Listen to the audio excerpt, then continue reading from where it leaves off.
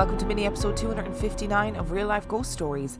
And I have a collection of stories for you today that were emailed in by Christine on January the 21st, 2023. However, Christine put a call out on Facebook and gathered a load of stories from first responders and put them all into a compilation and sent them over to me. So thank you so much to Christine and everybody who submitted stories for this little compilation episode. I'm so grateful, and people love first responder stories, so let's get into it.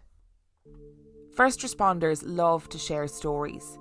We unwind by talking and sharing the absurd things we experience and mocking the darkness we deal with regularly. Dark humour becomes a survival skill and a coping mechanism. But some nights we aren't sharing our funny and ludicrous stories. Sometimes we talk about the things that we couldn't explain. Almost every first responder has heard either a ghost story from a co-worker or experienced something themselves. Does repeated exposure to death and crisis make someone more open to the supernatural, or is it simply a matter of statistics? After all, if you keep crossing paths with death, doesn't that increase the odds of seeing something you were never meant to see? I once had a supervisor who had a reputation for being a tough guy with a big heart. He told us a story that raised the hair on the back of my neck one day that I will never forget. In 1981, he was an EMT for a volunteer fire department in a New Hampshire farming community. In this town lived an elderly brother and sister, along with an elderly cousin on a sprawling farm. They were very well liked by the townsfolk, and they would offer a plot of their farmland to anyone for the asking, with one simple rule. No matter what they grew, they had to donate 1/3 of their yield to area food banks. This was just one of the reasons they were so beloved. As they got older, Mary, the sister, became frail with osteoporosis and was admitted to a nursing home. John, her brother, was left to look after the farm. One day, the cousin who lived nearby was unable to reach John by phone and became concerned. He went to the farm and entered the house. He discovered John in an upstairs bedroom, unconscious from suffering a stroke.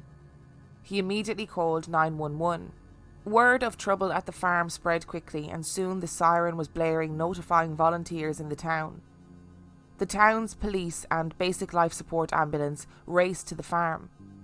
An ambulance from an adjoining community was also dispatched. My boss was one of the EMTs and was familiar with this family. When he arrived, he said he walked into the house and was told to hurry as CPR was underway.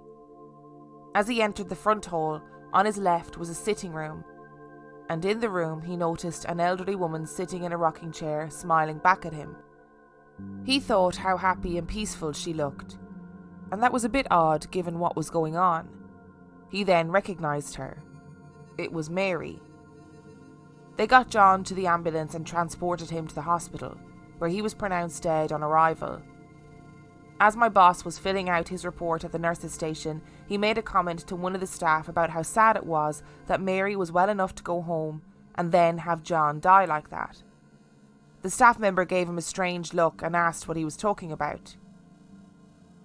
My boss said how great Mary looked at the house.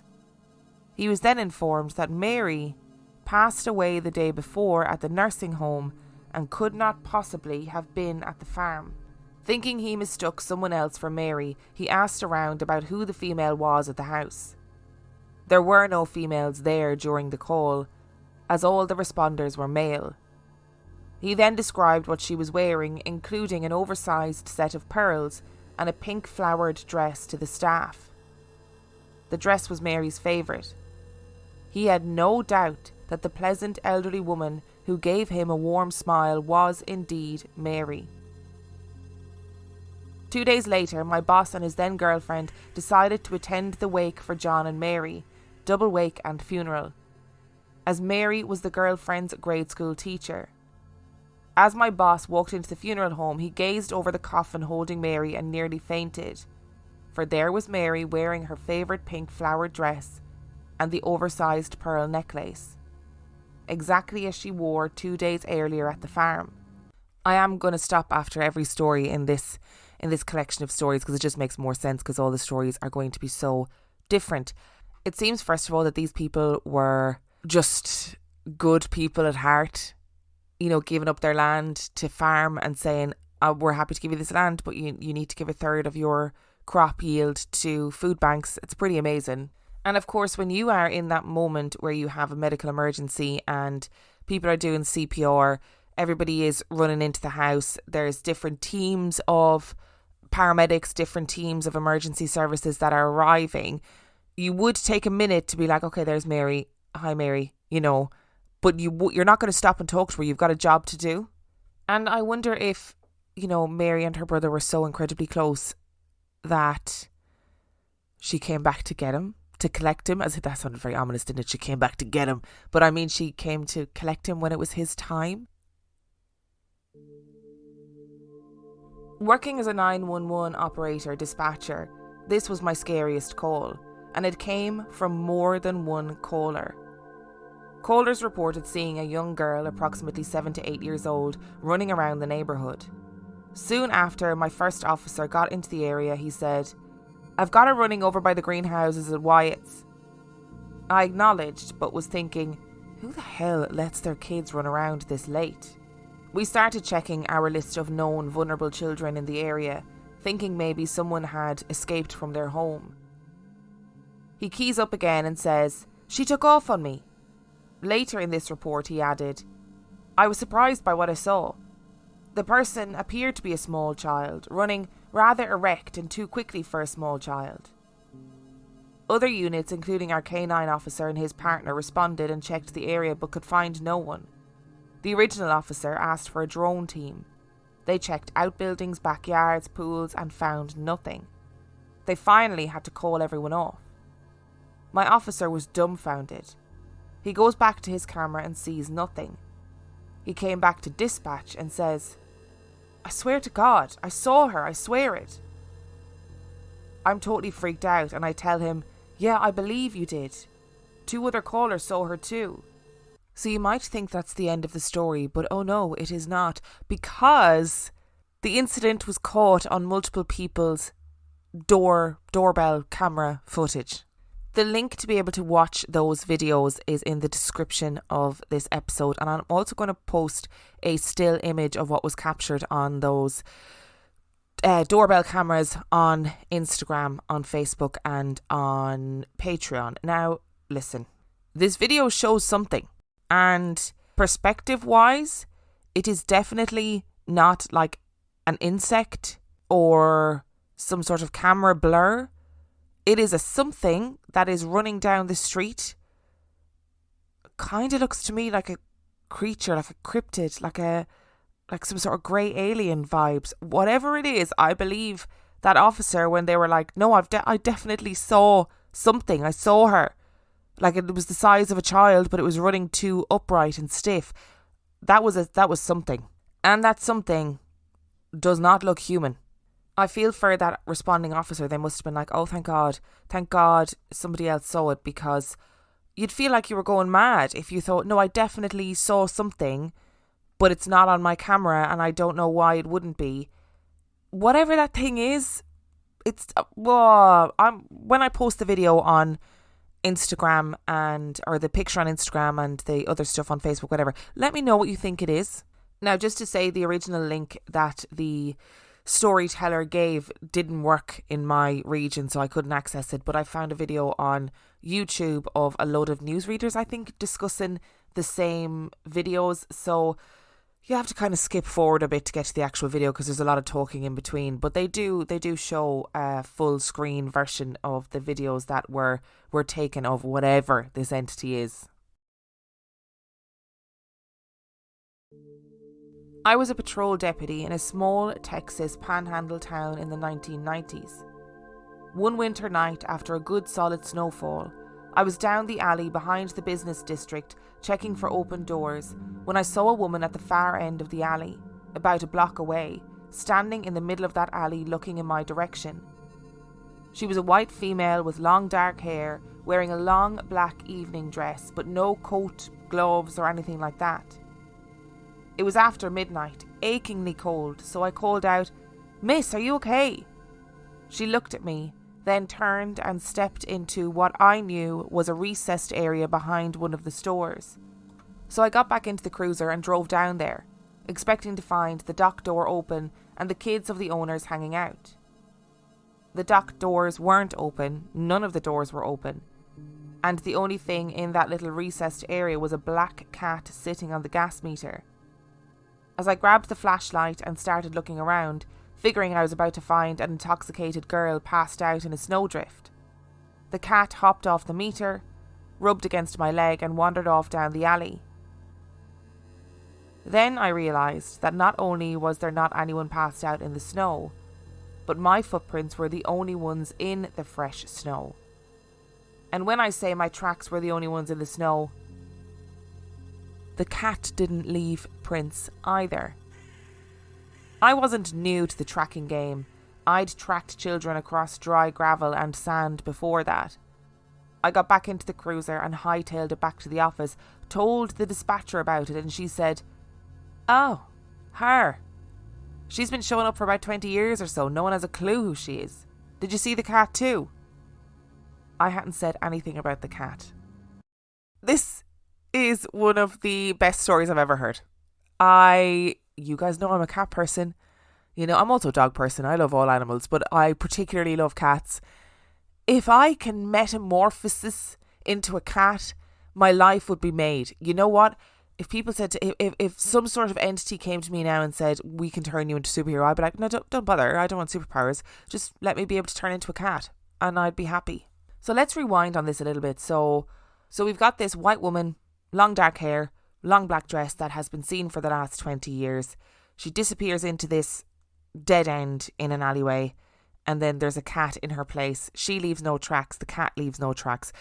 Like, is this some sort of witch's familiar type of vibe? Or was this cat just so loyal to their owner in life that she remains with them at death? But the implication is surely the implication is that the woman and the cat are somehow one. That the woman turns into the cat and the cat turns into the woman. I would just like to say that I did not know that that was a ghost option. And if whatever controls the afterlife is listening, I would like that as my ghost option, please.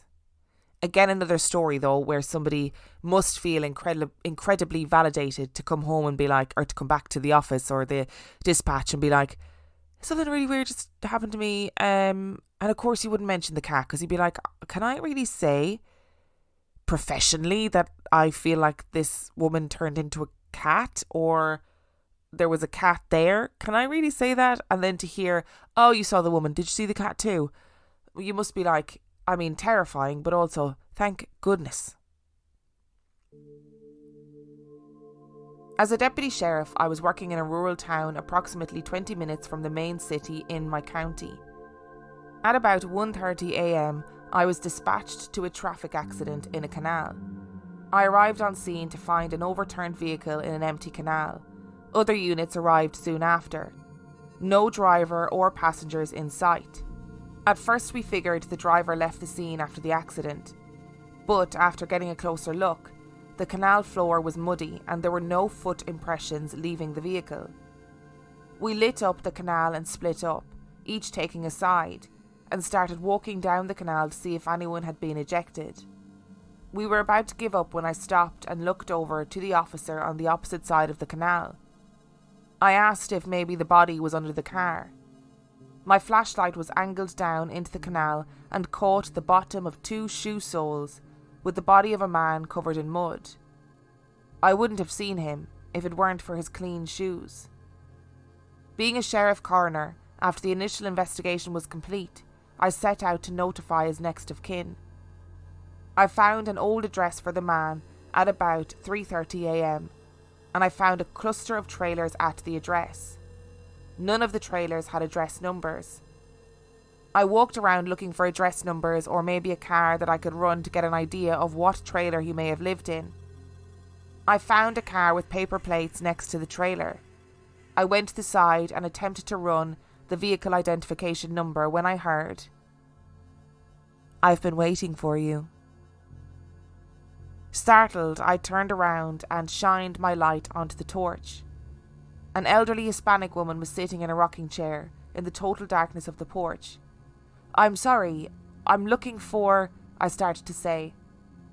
She replied without emotion, "I know. My son died about 2 hours ago." I confirmed her son's name and asked if there was anyone with him. She said, "No, he was alone. He went to a party and had too much to drink." I asked how she knew he had passed, and she responded, "At 1:30 he came to me while I was sleeping to say goodbye and that he was sorry. He told me a young cop found him and would be visiting me soon, so I got up and sat on the porch to wait for you." I told her that I was sorry for her loss and left.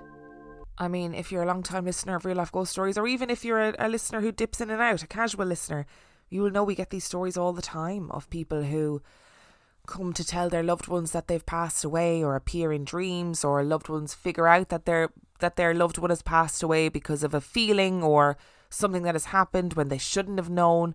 These stories happen all the time. I just have to say that the creepy vibes this old lady is giving off, immaculate. Incredible.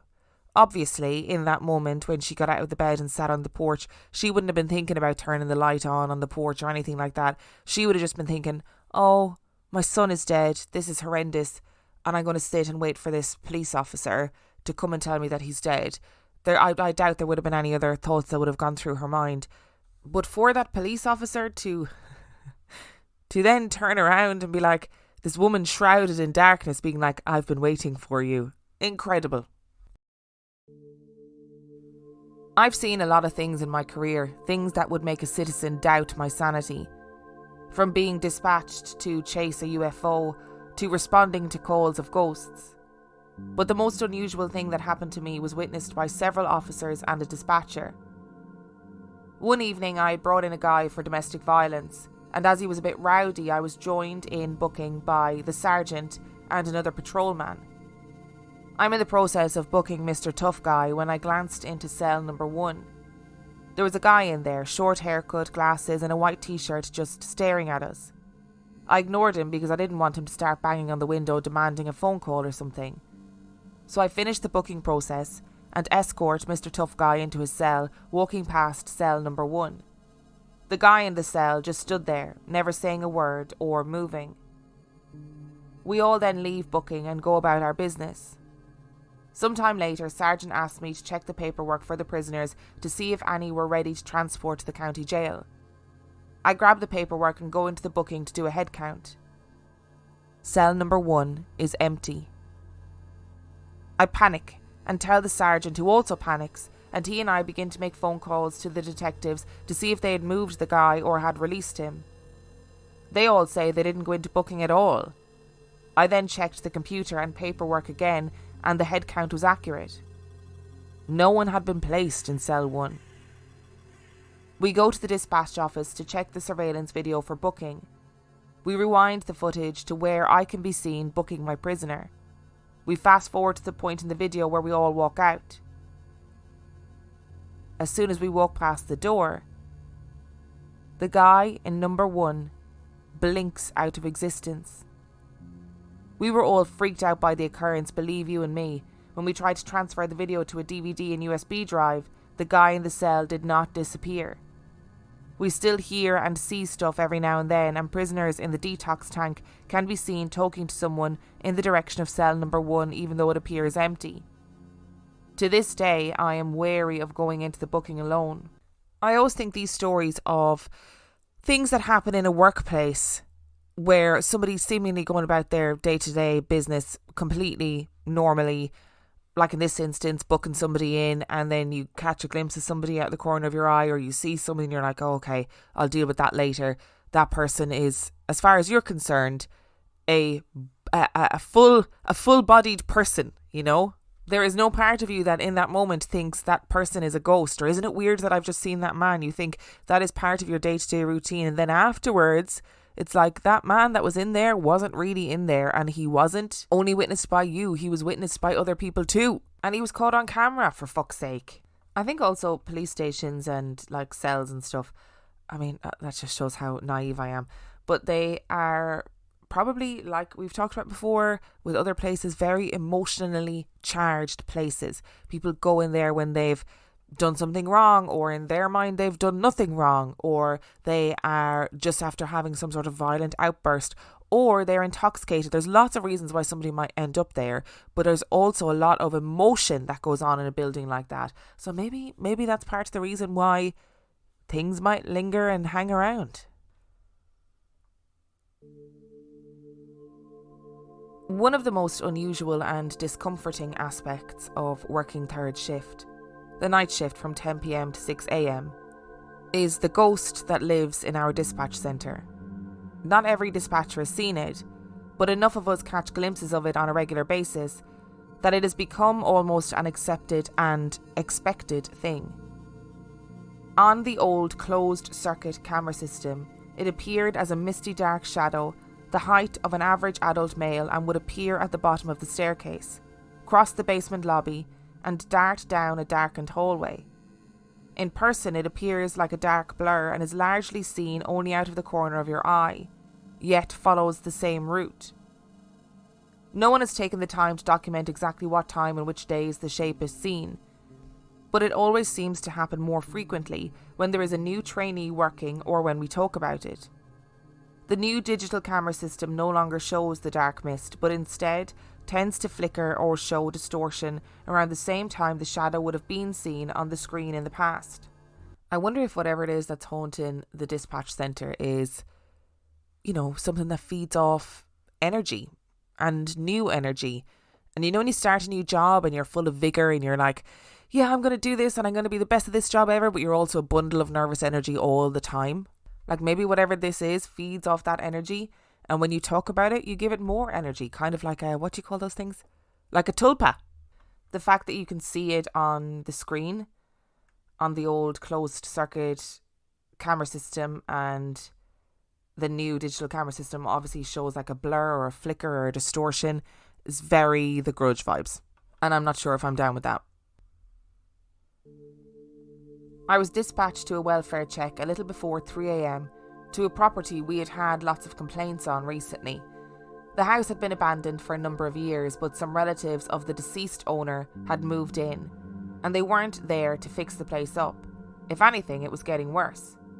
The property was full of junk cars and tarped piles of trash. When the house had been sitting empty, it was one of my regular spots to check, because even though it was out in the county and in a very rural area, local kids had started going there to drink and graffiti the place. There were lots of satanic symbols spray painted on the walls, and I'd found candle circles and such there before these new people moved in. The dispatcher told me a mother was concerned about her daughter and that she had started dating a new guy who was pretty creepy and into cult stuff. She'd gotten a phone call from her daughter who'd been crying and babbling about how someone was going to kill her. Luckily, the mother had the address her daughter had given her a few days previously. When I arrived at the property, everything was dark. I got out my flashlight and checked inside, listening hard for any signs someone was in trouble or a fight might have been going on. It was absolutely silent. No one came to the door when I pounded. There was no sound from inside the house. All of the windows were covered with dark blankets, so I couldn't see in anywhere. The outside had new graffiti though. There were more pentagrams and some horned figures painted in red on the front and sides of the house. Weird shit. I unsnapped my holster because the whole situation was making me feel jumpy. I circled the house and the property, shining my light to find a path and check for any movement. As I came back around to the front of the property, I thought I saw something moving near the junk school bus the new people had parked in the weeds. The thing was badly painted black and had trash bags up over most of the windows. I headed over that way feeling prickly about it. Then I heard some scuffling inside, so I announced myself. "Sheriff's Department. Can you step out so we can speak with you?" I was the only one there and my backup was nowhere close, but I wasn't going to let them know that. The scuffling stopped and then started again. I walked closer to the bus, repeating myself more loudly. Shining my flashlight at the bus, I walked up towards the doors and noticed that they looked like they were duct taped shut. I put my flashlight up against the glass, trying to get a good look inside, and a huge, hairy black head rushed at me, banging curved horns against the glass. The goat inside the bus screamed. I screamed, and I damn near shot the thing. I backed away fast, got back to my squad car and left. Luckily, the mom called back and said she had made contact with her daughter elsewhere because she was on her own with the devil goat. Goats are famously tricky creatures. They love a scrap. They're very scrappy. You know, they don't take no shit from anybody, and we've all seen The Witch. Philip loves to live deliciously, and don't we all love to live deliciously? It definitely was a devil goat. But how, uncool are those people who had a goat duct taped into a school bus? And just to reiterate to people out there, the Church of Satan, as I understand it, is actually pretty chill. It's a lot about empathy and logic and stewardship. So all of these sort of satanic symbols that you see spray painted here, there and everywhere, it's generally just Hollywoodized versions of what people think Satanism is, and it's more often than not, it's just teenagers trying to be edgy and cool, being in a new place, drinking, whatever else they're doing, and spray painting pentagrams on shit. Although that being said, if I'm out in the middle of the country and it's like a big old crumbling house and there is pentagrams and horned entities spray painted all over the walls and a big black goat, you best be sure I'm getting out of there pretty quickly. One of the creepiest things I experienced as an EMT was when we responded to a possible DAS at the home of an elderly lady. I didn't know her well, but I knew of her since we live in a small town. Her next door neighbour had noticed she had missed taking out her trash can and that her newspapers hadn't been picked up for a few days. When she went over to check on her, she could see her slippers on the kitchen floor and a little bit of her leg. She called 911 and PD arrived on the scene just before we did. The concerned neighbour told us where the lady hid her spare key, and so we located it and went in. It was obvious she was deceased as soon as we got inside. She was cold and lividity had started to set in. We were standing around waiting for the coroner to arrive when we heard something upstairs. It sounded like soft footsteps walking around. The officer glanced at my partner and I, and then he headed to the staircase to see who else could be in the house. We all knew the lady lived alone, but she hadn't cleared the house yet. My partner and I stayed in the kitchen with the body, listening to the sort of shuffling steps upstairs and then the heavier thuds of the officer's boots as he walked from room to room. He came back down, looking a little pale, but announced there was no one else in the house or upstairs. We all stood, quiet and uneasy as we waited for the coroner. When he walked in, the shuffling footsteps started back up again. The officer turned around without saying anything and went back upstairs, walking through the rooms more quickly the second time. He arrived back in the kitchen as the coroner brought in a body bag and just shook his head. "Her bedroom's right above us," was all he said. We helped load her up, and a single ping came from the piano in the living room as we did so. None of us went back in to investigate. I've heard other stories from other scenes that are so similar. It makes me think that maybe some people just don't know they're dead yet. I have to say, I agree with that last sentence. And what a sentence to finish on. Maybe some people just don't know that they're gone. And maybe her spirit, her soul, whatever it is that you want to call it, maybe that just took one last wander around the house before it was time for her to go. I mean, it's not particularly pleasant for all of the emergency technicians who are there to, sort out the body and bring the body away, etc., to be listening to her doing her last shuffle around the house and her last play on the piano. But maybe she just needed one more lap before she could leave this plane. What an episode. Thank you so much to Christine for sending in those stories, and thank you so much to everyone who contributed. They didn't give their names, but just to say a massive thank you to everybody for contributing.